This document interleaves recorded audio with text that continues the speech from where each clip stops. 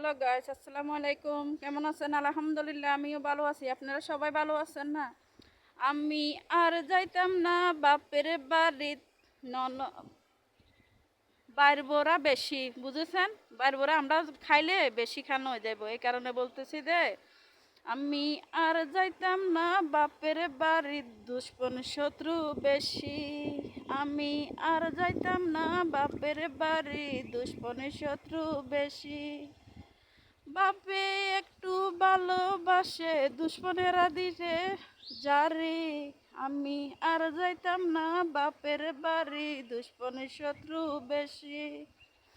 যদি ভালো লাগে লাইক কমেন্ট শেয়ার করে দিবেন। এটা আমার মনের ইতিহাস থেকে গানটা গাইতেছি, বুঝেছেন? একটু মনে একটু আক্ষেপ আসছে, এই কারণে গানটা বলতেছি।